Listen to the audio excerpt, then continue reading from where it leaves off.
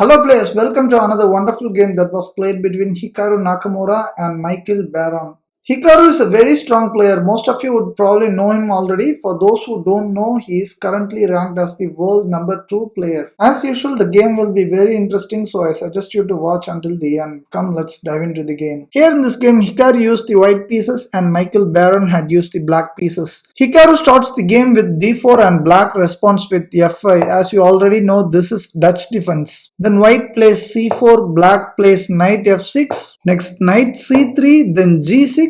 It's very obvious now that black wants to fianchetto his bishop here. Now white plays a very aggressive move h4. He wants to break this pawn structure and try some attack on the king's side. As we expected, black now plays bishop g7, next h5, then knight cross h5, next e4, then f cross e4. Now Hikaru has already sacrificed two of his pawns. One is e file pawn, then h pawn. Now he surprises his opponent with a third sacrifice, rook cross h5, then g cross h5, then queen cross h5 check. Now the king has only one square left, that is king f8. Now bishop h6, then bishop cross bishop, queen cross bishop check.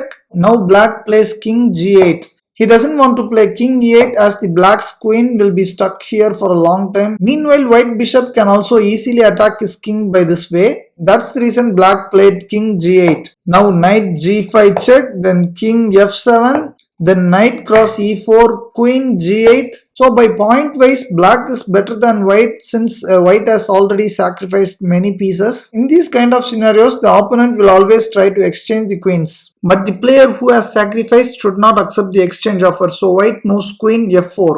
King moves to e8. Now black thinks his king is very safe and he can win the game easily. But the main problem is none of the black's pieces are developed yet.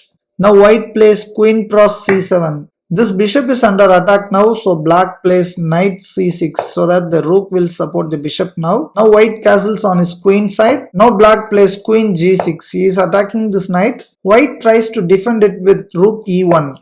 Now this pawn is hanging here without any support, but black cannot capture this pawn. Then white can play knight d6 check. You cannot capture this knight with this pawn as the rook is attacking the king in this file. He cannot capture with this queen as well, as we can easily recapture the queen, but the black will not be able to recapture this queen again. So the black king will be forced to move here, then check. Then the rook can also come here. Black will face a lot of problems. Black has foreseen all these beautiful combinations, so he did not capture this pawn. Instead, he played king f7. He doesn't want to be in the rook file. Now d5, knight b4, knight f3. Now there is a big threat for black. If this knight comes to e5, there will be a fork on the queen and the king. So black needs to prevent this white knight coming here, so he plays d6. Now knight e5 check, king g8, then queen d8 check.